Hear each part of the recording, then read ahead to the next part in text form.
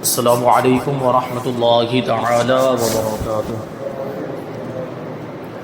نحمده ونصلي ونسلم على رسوله الكريم اما بعد فاعوذ بالله من الشیطان الرجیم بسم اللہ الرحمن الرحیم ان اللہ وملائکته يصلون على النبی یا ایها الذین آمنوا صلوا علیہ وسلموا تسلیما اللهم صل على سيدنا ومولانا محمد معدن الجود والكرم وآله الكرام وابنه الكريم وبارك وسلم صلاة وسلاما عليك يا رسول الله صلى الله تعالى عليك وسلم۔ سورہ بقرہ آیت نمبر 130 کی تفسیر ہے۔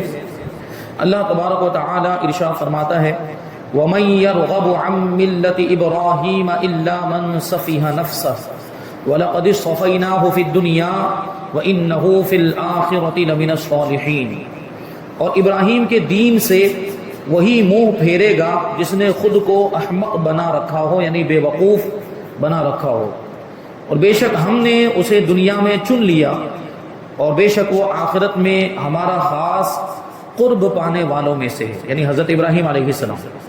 حضرت ابراہیم علیہ السلام کو اللہ تبارک و تعالیٰ نے دنیا میں چن لیا اور آخرت میں وہ اللہ تبارک و تعالیٰ کے خاص بندوں میں سے ہیں۔ اور یہاں پہ خاص طور پر حضرت ابراہیم علیہ السلام کا ذکر اس لیے کیا جا رہا ہے کہ یہاں معاملہ مسلمانوں کا اور یہودیوں کا تھا۔ مسلمان بھی حضرت ابراہیم علیہ السلام کو ماننے کا دعویٰ کرتے ہیں اور یقیناً مانتے بھی ہیں، اور یہودی بھی حضرت ابراہیم علیہ السلام کو ماننے کا دعویٰ کرتے ہیں، لیکن وہ حقیقت میں نہیں مانتے، جیسا ماننا چاہیے ویسا نہیں مانتے، صرف دعویٰ کرتے ہیں۔ ورنہ اگر وہ حضرت ابراہیم علیہ السلام کے سچے ماننے والے ہوتے تو حضور پاک صلی اللہ علیہ وسلم پر ایمان لے آتے۔ حضور کو نہیں مان رہے ہیں، حضور کو تسلیم نہیں کر رہے، حضور پر ایمان نہیں لا رہے ہیں، اس کا مطلب وہ حضرت ابراہیم علیہ السلام کو ماننے کا جھوٹا دعویٰ کر رہے ہیں، حقیقت میں حضرت ابراہیم علیہ السلام کو وہ مانتے ہی نہیں۔ اور اس آیت کریمہ میں یہ بات بیان کی گئی کہ جو حضرت ابراہیم علیہ السلام کے دین سے پھر جائے تو وہ سب سے بڑا بے وقوف ہے اور اپنے آپ کو نقصان میں ڈالنے والا ہے، اور اپنے آپ کو اس نے احمق بنا رکھا ہے۔ تو حضرت ابراہیم علیہ السلام کا دین، حضرت ابراہیم علیہ السلام کا مذہب یہ کیا ہے؟ تو حضرت ابراہیم علیہ السلام ہی کیا بلکہ سارے انبیاء کرام کا دین جو تھا وہ دین اسلام ہی تھا، کیونکہ سارے انبیاء کرام کو اللہ تبارک و تعالیٰ نے ہی مبعوث فرمایا، ان کو جو دین عطا فرمایا وہ اللہ تبارک و تعالیٰ نے ہی عطا فرمایا۔ تو سارے انبیاء کرام کا دین جو تھا وہ اسلام ہی تھا۔ ہمارے نبی پاک صلی اللہ علیہ وسلم کا دین بھی اسلام ہی ہے۔ شریعتوں کے احکام میں تھوڑا سا فرق رہا ہے، بعض انبیاء کرام کی شریعتوں میں آپس میں تھوڑا سا اختلاف رہا ہے اور تھوڑا سا مسائل کا فرق رہا ہے، کسی شریعت میں کچھ، کسی شریعت کے اندر کچھ اور تھا، لیکن سب کا دین اور سب کا مذہب تو وہی ہے۔ حضرت ابراہیم علیہ السلام کا دین بھی دین اسلام ہی تھا اور نبی پاک صلی اللہ علیہ وسلم کا دین بھی دین اسلام ہی ہے۔ اور یہاں جو فرمایا جا رہا ہے کہ جو حضرت ابراہیم علیہ السلام کے دین سے پھر جائے وہ بے وقوف ہے، مطلب یہ ہے کہ حضرت ابراہیم علیہ السلام کو ماننا ہی اس بات کا تقاضا کرتا ہے کہ وہ حضور پاک صلی اللہ علیہ وسلم کو بھی مانے، کیونکہ حضرت ابراہیم کا بھی دین وہی ہے جو حضور پاک صلی اللہ علیہ وسلم کا دین ہے، اور جو حضور پاک صلی اللہ علیہ وسلم کا دین ہے وہی حضرت ابراہیم علیہ السلام کا بھی دین ہے۔ تو حضرت ابراہیم علیہ السلام کے دین سے پھر جانے کا مطلب یہی ہوا کہ جو حضور کو نہ مانے۔ کہتے ہیں کہ علماء یہود میں سے حضرت عبداللہ ابن سلام رضی اللہ تعالی عنہ نے اسلام لانے کے بعد اپنے دو بھتیجوں مہاجر اور سلمہ کو اسلام کی دعوت دی۔ حضرت عبداللہ ابن سلام یہودیوں کے عالم ہوا کرتے تھے، پھر آپ مسلمان ہو گئے۔ مسلمان ہونے کے بعد اپنے دو بھتیجوں کو اسلام کی دعوت دی جن کا نام تھا مہاجر اور سلمہ، اور ان سے فرمایا کہ تم کو معلوم ہے کہ اللہ تبارک و تعالی نے توریت میں فرمایا ہے کہ میں اولاد اسماعیل میں سے ایک نبی پیدا کروں گا۔ یہ بات توریت میں بھی موجود تھی، اور اس سے پہلے جو آیت کریمہ گزری اس سے بھی یہ بات ثابت ہوتی ہے۔ حضرت ابراہیم اور حضرت اسماعیل نے خانہ کعبہ کی تعمیر کے بعد دعا کی تھی کہ ہماری اولاد میں ایک عظمت والا رسول بھیج دے، تو وہ بات توریت میں بھی موجود تھی۔ حضرت اسماعیل علیہ السلام کی اولاد میں ایک نبی ہوں گے جن کا نام احمد ہوگا، جو ان پر ایمان لائے گا وہ کامیاب ہے، اور جو ایمان نہ لائے گا وہ ملعون ہے، یعنی اس پر اللہ کی لعنت ہے۔ یہ سن کر سلمہ ایمان لے آئے اور مہاجر نے اسلام قبول کرنے سے انکار کر دیا۔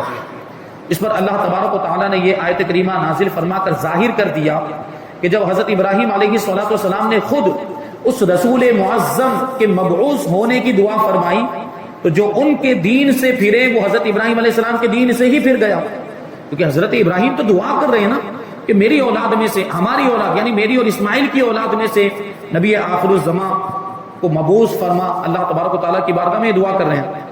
تو اب جو نبی پاک صلی اللہ علیہ وسلم سے پھر گیا وہ گویا کہ حضرت ابراہیم علیہ السلام سے پھر گیا، تب اس کا حضرت ابراہیم علیہ السلام کو ماننے کا دعویٰ یا حضرت ابراہیم علیہ السلام کے دین کو فالو کرنے کا جو دعویٰ ہے وہ جھوٹا ہو گیا۔ اس میں یہود و نصارہ اور مشرکین عرب پر اشارتاً کلام ہے جو اپنے آپ کو فخر کے طور پر حضرت ابراہیم علیہ السلام کی طرف منسوب کرتے تھے۔ یہودی بھی اپنے آپ کو حضرت ابراہیم علیہ السلام کی طرف منسوب کرتے ہیں اور عیسائی بھی، کیونکہ حضرت ابراہیم علیہ السلام کی اولاد میں بعد کے سارے انبیاء کرام وہ حضرت ابراہیم علیہ السلام کی اولاد ہی میں ہوئے۔ بنی اسرائیل کے انبیاء کرام تو ظاہر ہے حضرت اسحاق کے بیٹے ہیں حضرت یعقوب، اور حضرت یعقوب کی اولاد ہی کو بنی اسرائیل کہا جاتا ہے، تو وہ بھی حضرت ابراہیم علیہ السلام کی اولاد ہیں، اور حضور پاک صلی اللہ علیہ وسلم حضرت اسماعیل علیہ السلام کی اولاد۔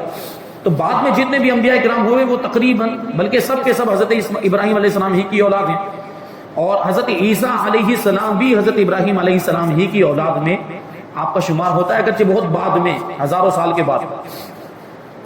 تو یہ اپنے آپ کو حضرت ابراہیم علیہ السلام کی طرف منسوب کرتے ہیں۔ کون؟ یہودی بھی اپنے آپ کو حضرت ابراہیم علیہ السلام کی طرف منسوب کرتے ہیں، اور عیسائی بھی، اور مشرکین عرب بھی۔ مشرکین عرب حضرت اسماعیل علیہ السلام کے واسطے سے، کیونکہ عرب آباد ہوا ہے حضرت اسماعیل علیہ السلام کی وجہ سے، مکہ مکرمہ جو آباد ہوا حضرت اسماعیل علیہ السلام کی وجہ سے آباد ہوا، تو ان کی اولاد میں عرب کے لوگ حضرت اسماعیل علیہ السلام کی اولاد میں، تو ان کی طرف اپنے آپ کو منسوب کرتے ہیں، ان کے ذریعے سے حضرت ابراہیم علیہ السلام کو کی طرف اپنے آپ کو منسوب کرتے ہیں کہ جب یہ لوگ دین ابراہیمی سے پھر گئے تو پھر ان کی عظمت و شرافت کہاں رہی۔ یعنی حضرت ابراہیم علیہ السلام کو ماننے کا دعویٰ تو کر رہے ہیں لیکن حضور کو نہیں مان رہے ہیں، تو حضور کو نہ ماننے کی وجہ سے یہ حضرت ابراہیم علیہ السلام کے دین پر بھی نہیں ہے۔ اب ان کے لیے کوئی عظمت نہیں، کوئی شرافت نہیں، کیونکہ ساری عظمت، ساری عزت اور ساری شرافت یہ حضور پاک صلی اللہ علیہ وسلم پر ایمان لانے میں ہے، حضور کے قدموں سے وابستہ ہو جانے میں۔ یہ لوگ حضور کے قدموں سے وابستہ نہیں ہوئے، حضور کو نہیں مانا، حضور پر ایمان نہیں لائے، تو اب ان کی کوئی عظمت نہیں، کوئی شرافت نہیں، کوئی عزت نہیں۔ اور یہ بھی معلوم ہوا کہ سچے دین کی پہچان یہ ہے کہ وہ سلف صالحین کا دین ہو، یعنی گزرے ہوئے بزرگان دین کا، نیک لوگوں کا دین ہو، جیسے کہ حضرت ابراہیم علیہ السلام کے دین کی بات کی گئی یہاں پر۔ یہ حضرات ہدایت کی دلیل ہوا کرتے ہیں، جو سلف صالحین ہوتے ہیں وہ ہدایت کی دلیل ہوا کرتے ہیں۔ ظاہر سی بات ہے کہ سلف صالحین گزرے ہوئے بزرگان دین جس دین کو فالو کرتے رہے، جس دین پر عمل کرتے رہے، وہ یقیناً حق ہوگا، تبھی تو انہوں نے اس دین کو اپنایا۔ تو سلف صالحین حضرات جو ہوتے ہیں یہ ہدایت کی دلیل ہوتے ہیں۔ اللہ تبارک و تعالیٰ نے حقانیت اسلام کی دلیل یہاں دی کہ وہ ملت ابراہیمی ہے، یعنی اسلام ہی حضرت ابراہیم علیہ السلام کا بھی دین ہے، وہی حضرت ابراہیم علیہ السلام ہی کی ملت بھی ہے، یعنی حضور پاک صلی اللہ علیہ وسلم جو دین لے کر آئے۔ اب اگر کوئی یہ کہے کہ میں حضرت ابراہیم علیہ السلام کی شریعت پر عمل کروں گا، میں تو حضرت موسیٰ علیہ السلام کی شریعت پر عمل کروں گا، یا میں حضرت عیسیٰ علیہ السلام کی شریعت پر عمل کروں گا، تو پہلی بات تو یہ ہے کہ اس زمانے میں دوسرے انبیاء کرام، اگلے انبیاء کرام کی شریعتوں پر عمل کرنا ممکن ہی نہیں ہے، کیونکہ وہ محفوظ ہی نہیں ہے۔ آسمانی کتابیں بھی جب محفوظ نہیں رہی، قرآن پاک کے علاوہ توریت، انجیل، زبور، جب وہ محفوظ نہیں رہی، ان میں کمی زیادتی ہو گئی، تو ان پر عمل کرنا کیسے ممکن ہوگا؟ تو کوئی بھی اگر عمل کرنے کا دعویٰ کرتا ہے تو وہ دعویٰ جھوٹا ہے، اور عمل کرنا ممکن ہی نہیں، اور عمل کرنا جائز بھی نہیں۔ یعنی وہ بھی اگر کوئی کہے کہ بھائی آپ کہہ رہے ہیں کہ ان کا دین بھی تو اسلام تھا، پہلے انبیاء اکرام کا دین بھی اسلام تھا اور محمد صلی اللہ علیہ وسلم کا دین بھی اسلام ہے، تو اس پر عمل کرو یا اس پر عمل کرو، دونوں برابر ہو گیا؟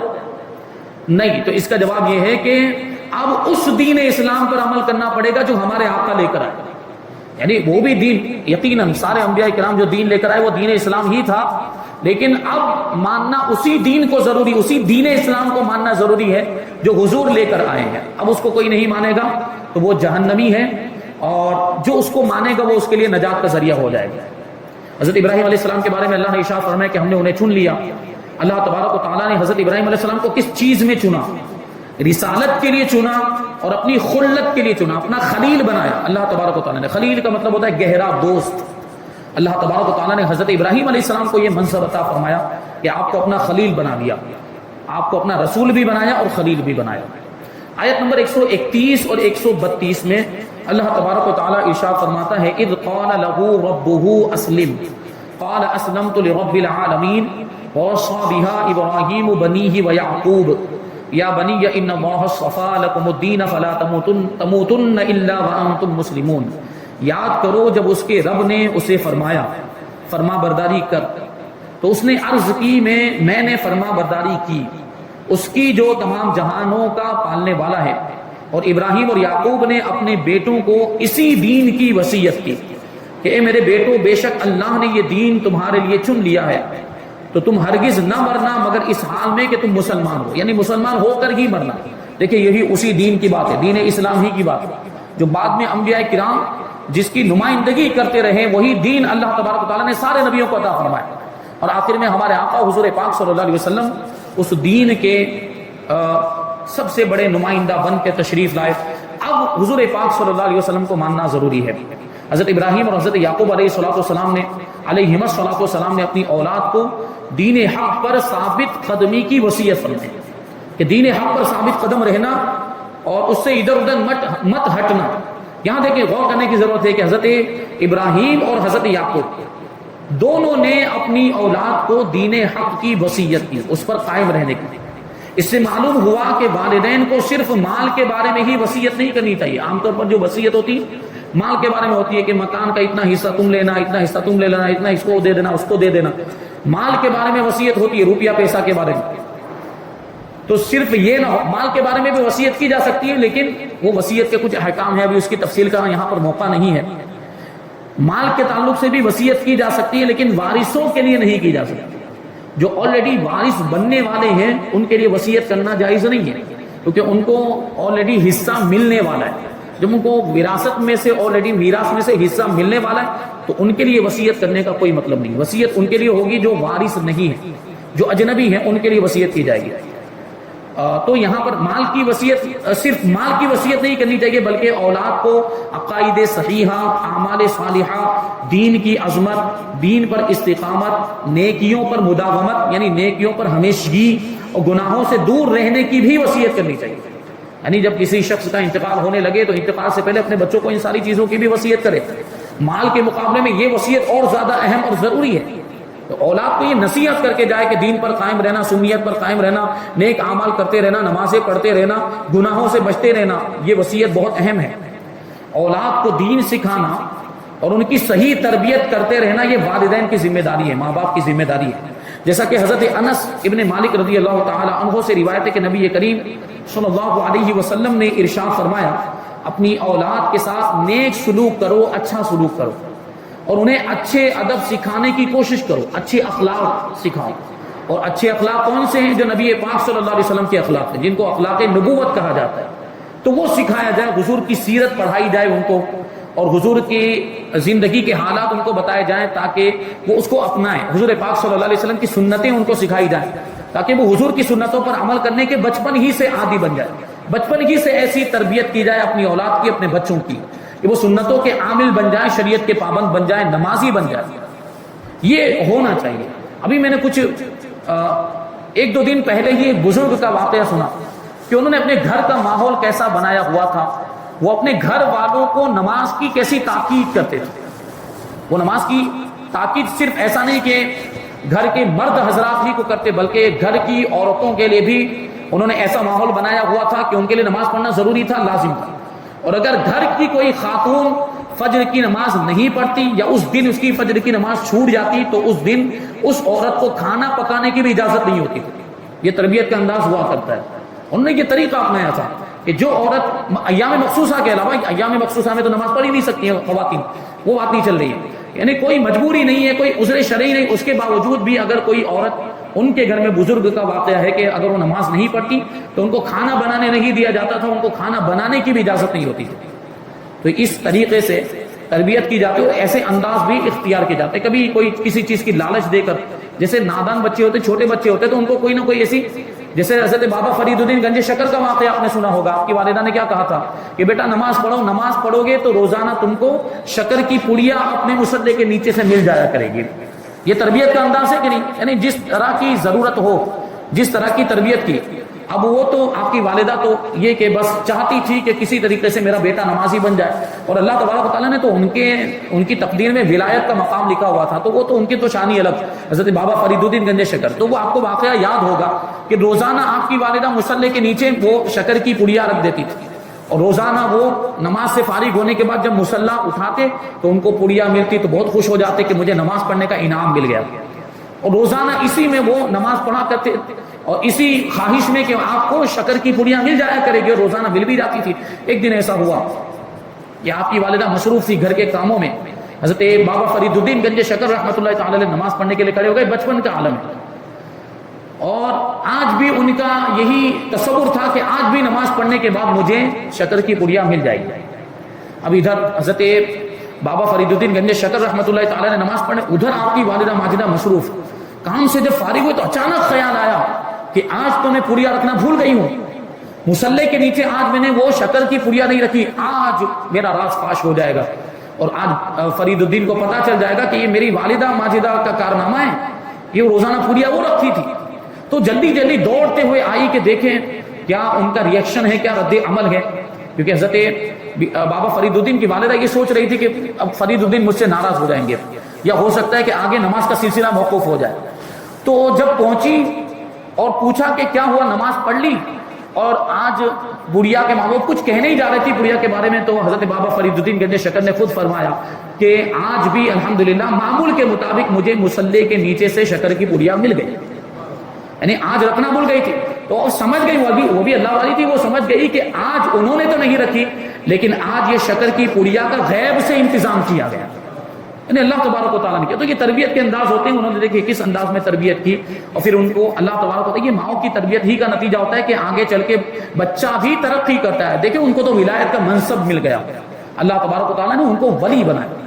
تو اس انداز کی تربیت ہونی چاہیے، سنتیں سکھائیں اور شریعت کے احکام بتائیں، حضور پاک صلی اللہ علیہ وسلم کے اخلاق و کردار ان کو سکھائیں اور اس پر عمل کرنے کی ان کو ترغیب دلائیں۔ حضرت عبداللہ ابن عمر رضی اللہ تعالی عنہما نے ایک شخص سے فرمایا اپنے بچے کی اچھی طرح تربیت کرو، کیونکہ تم سے تمہاری اولاد کے بارے میں پوچھا جائے گا کہ تم نے اس کی کیسی تربیت کی اور تم نے اسے کیا سکھایا، قیامت کے دن جواب دینا پڑے گا۔ حضرت ایوب بن موسیٰ رضی اللہ تعالی عنہ اپنے والد سے اور وہ اپنے دادا سے روایت کرتے ہیں کہ رسول اللہ صلی اللہ علیہ وسلم نے ارشاد فرمایا کسی باپ نے اپنے بچے کو ایسا عطیہ نہیں دیا جو اچھے ادب سے بہتر ہو، یعنی مطلب کیا ہوا کہ باپ کا اولاد کے لیے سب سے بہترین تحفہ اگر کوئی ہے تو وہ اچھا ادب، یعنی باپ اپنی اولاد کو ادب سکھا دے، اخلاق نبوت سکھا دے، تو یہ اس کے لیے باپ کی طرف سے سب سے بڑا تحفہ ہوگا۔ مفتی احمد یار خان نعیمی رحمۃ اللہ تعالی علیہ فرماتے ہیں اچھے ادب سے مراد بچے کو دیندار، متقی اور پرہیزگار بنانا ہے۔ اولاد کے لیے اس سے اچھا عطیہ اور تحفہ کیا ہو سکتا ہے کہ یہ چیزیں دین اور دنیا دونوں جگہ کام آتی ہیں۔ ماں باپ کو چاہیے کہ اولاد کو صرف مالدار بنا کر دنیا سے نہ جائیں، انہیں دیندار بھی بنا کر جائیں، جو خود انہیں بھی قبر میں کام آئے، کہ زندہ اولاد کی نیکیوں کا ثواب مردے کو قبر میں ملتا ہے۔ وہ تو آپ کو معلوم ہونا چاہیے کہ بچے نے بسم اللہ پڑھا، مکتب میں جانے کے بعد باپ کا انتقال ہو گیا تھا، باپ صرف اتنی وصیت کر کے گیا تھا کہ جب یہ بولنے لگ جائے، بولنے کے قابل ہو جائے اور تعلیم اس کی شروعات کی جائے، اس کو مدرسے میں لے کر جایا جائے، جب یہ بولنے لگ جائے تو اس کا انتقال ہو گیا۔ جب بچہ بولنے کے قابل ہوا اس کو مکتب میں داخل کیا گیا، مدرسے میں پہنچایا گیا، اس نے پہلی مرتبہ جب بسم اللہ پڑھا وہ عذاب میں مبتلا تھا اس کا باپ، بچے کے مکتب میں بسم اللہ پڑھنے کی وجہ سے باپ سے وہ عذاب اٹھا لیا گیا۔ ابھی تو صرف بسم اللہ پڑھا، ابھی سوچیں آپ، ابھی صرف بسم اللہ پڑھا، پورا قاعدہ پڑھ لے گا یا اما پارا یا پورا قرآن شریف پڑھ لے گا تو کتنا اجر و ثواب باپ کو اندر ملے گا قبر کے اندر۔ یہ ایصال ثواب کی یہ اصل ہے۔ نیز وفات کے وقت اپنی اولاد کو صحیح عقائد اور نیک اعمال کی وصیت کرنا ہمارے بزرگان دین کا طریقہ رہا ہے۔ چنانچہ حضرت عطار رضی اللہ تعالیٰ عنہ فرماتے ہیں کہ میں صحابی رسول حضرت ولید بن عبادہ بن صامت رضی اللہ تعالیٰ عنہما سے ملا اور ان سے پوچھا کہ آپ کے والد نے وصال کے وقت آپ کو کیا وصیت فرمائی تھی؟ تو حضرت ولید رضی اللہ تعالیٰ عنہ نے فرمایا کہ میرے والد نے مجھے بلا کر فرمایا اے بیٹے اللہ تبارک و تعالیٰ سے ڈر اور یہ بات جان لے کہ تو اللہ تبارک و تعالیٰ سے اس وقت تک ڈرنے والا نہیں بنے گا جب تک اللہ تبارک و تعالیٰ پر اور ہر خیر و شر کے اللہ تبارک و تعالیٰ کی طرف سے مقدر ہونے پر ایمان نہ لائے گا۔ یعنی ہر اچھی اور بری تقدیر پر جب تک تو ایمان نہیں لائے گا وہاں تک تو اللہ سے ڈرنے والا نہیں بنے گا. تو اگر اس کے خلاف پر مر گیا تو جہنم میں داخل ہوگا. میں نے رسول اللہ صلی اللہ علیہ وسلم کو فرماتے ہوئے سنا ہے کہ اللہ تبارک و تعالیٰ نے سب سے پہلے قلم کو پیدا کیا. جو سنتے ہیں نا لوح و قلم، یعنی ایک تختی ہے اور ایک قلم ہے، اسی قلم سے تختی پر لکھا جاتا ہے. وہ اس کی کیفیت کیا ہے ہم یہاں سے بیان نہیں کر سکتے. یہاں یہ دنیا ختم ہونے کے بعد جب پہنچیں گے تو اس کو دیکھ کر ہم ملاحظہ کر کے پھر بتا پائیں گے. ابھی اس کی کیفیت کیا ہے ہم نہیں بتا سکتے. تو لوح محفوظ، اس کو لوح محفوظ کہا جاتا ہے. لوح محفوظ پر جب سے دنیا بنی ہے، جب تک دنیا قائم رہے گی، کتنے لوگ آئے، کتنی مخلوقات، سب کچھ لکھا ہوا ہے. سارے لوگوں کی تقدیریں اس میں لکھی ہوئی ہیں. تو اللہ تبارک و تعالیٰ نے سب سے پہلے قلم کو پیدا کیا اور پھر فرمایا قلم سے کہ لکھ. تو قلم نے عرض کیا کیا لکھوں؟ تو ارشاد فرمایا تقدیر کو لکھ، جو کچھ ہو چکا ہے اور جو ابد تک ہوگا سب کچھ لکھ دے. جو کچھ ہونے والا ہے سب لکھ دے.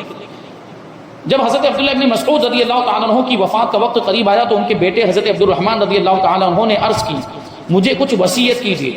تو حضرت عبداللہ ابن مسعود رضی اللہ تعالیٰ عنہ نے فرمایا کہ میں تمہیں وصیت کرتا ہوں کہ تم اللہ تبارک و تعالیٰ سے ڈرتے رہو، زیادہ وقت اپنے گھر میں رہو. کیونکہ آدمی باہر نکلے گا، بازار میں جائے گا، گلی کوچے میں جائے گا تو گناہوں میں مبتلا ہو جائے گا. نہ چاہتے ہوئے بھی کچھ گناہ ایسے ہیں آدمی سے ہو جاتے ہیں. اس لیے کیا فرمایا زیادہ وقت اپنے گھر میں رہو، اپنی زبان کی حفاظت کرو اور اپنی خطاؤں پر رویا کرو. دیکھیے یہ وصیت کی، یہ وہ وصیت کی بات چل رہی کہ اللہ والے اپنی اولاد کو کیسی کیسی وصیتیں کیا کرتے تھے. حضرت علقمہ عطارودی رحمۃ اللہ تعالی علیہ نے اپنی وفات کے وقت اپنے بیٹے کو وصیت کرتے ہوئے فرمایا اے بیٹے جب تمہیں لوگوں کی مجلس اختیار کرنا پڑے تو ایسے آدمی کی صحبت اختیار کر کہ جب تو اس کی خدمت کرے تو وہ تیری حفاظت کرے. اگر تو اس کی مجلس اختیار کرے تو وہ تجھے زینت دے، یعنی تجھے آراستہ کر دے، تجھے سنوار دے. یعنی یا تو اچھے اخلاق سے سنوار دے یا علم سے سنوار دے، جس سے علماء کی صحبت کی برکت ہوتی. آدمی علماء کی صحبت میں بیٹھے، مسلسل علماء کی صحبت میں آتا جاتا رہے تو اس کے اخلاق بھی سنور جاتے ہیں اور اس کو علم بھی حاصل ہو جاتا ہے، علم کا زیور بھی اس کو مل جاتا ہے. تو یہ چیز ہے. اور اگر تجھے کوئی مشقت پیش آئے تو وہ برداشت کرے. اس آدمی کی صحبت اختیار کر کہ جب تو بھلائی کے ساتھ اپنا ہاتھ پھیلائے تو وہ بھی اسے پھیلائے، یعنی وہ تیری مدد کرے. اگر وہ تم میں کوئی اچھائی دیکھے تو اسے شمار کرے، یعنی اس کو گنے. اور اگر برائی دیکھے تو اسے روکے. اس آدمی سے دوستی اختیار کر کہ جب تو اس سے مانگے تو وہ تجھے دے، یعنی ضرورت پڑنے پر جب تو اس سے کچھ مانگے تو وہ تجھے دے. اور مطلق فرمایا گیا کہ مال ہو دولت ہی نہیں، علم مانگے تو علم بھی دے اور دوسری کوئی چیز مانگے تو وہ بھی دے.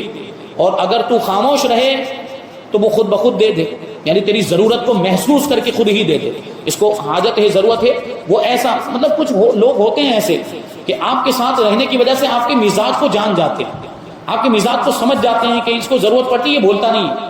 یہ خوددار آدمی ہے اور وہ خود ہی محسوس کر لیتا ہے کہ اس کو ضرورت ہے تو وہ مدد کر دیتا ہے. تو ایسا شخص آپ کا واقعی خیر خواہ ہے، بھلائی چاہنے والا ہے، ہمدرد ہے. تو ایسے کی صحبت اختیار کی جائے. اگر تجھے کوئی پریشانی لاحق ہو تو وہ غمخواری کرے، یعنی تیری پریشانی کو دور کرنے کی کوشش کرے. اس آدمی کی صحبت اختیار کرو کہ جب تم بات کہو تو وہ تمہاری بات کی تصدیق کرے، یعنی تمہاری بات کو سچا مانے. اگر تم کسی کام کا ارادہ کرو تو وہ اچھا مشورہ دے. اور اگر تم دونوں میں اختلاف ہو جائے، کبھی مزاج الگ ہونے کی وجہ سے رائے الگ الگ ہو جائے تو وہ تمہاری بات کو ترجیح دے، یعنی تمہاری رائے کو ترجیح دے، تمہارے مشورے کو ترجیح دے. بہرحال یہاں پر آیت نمبر 132 کی تفسیر مکمل ہو گئی. انشاءاللہ تبارک و تعالی آیت نمبر 133 134 اور 135 کی تفسیر ہم آئندہ درس میں شامل کریں گے. اللہ تبارک و تعالیٰ کی بارگاہ میں دعا ہے کہ جو کچھ بھی بیان ہوا اس پر ہم سب کو عمل کرنے کی توفیق عطا فرمائے اور نور قرآن سے ہم سب کے دلوں کو روشن اور منور فرمائے. وما علینا الا البلاغ. السلام علیکم.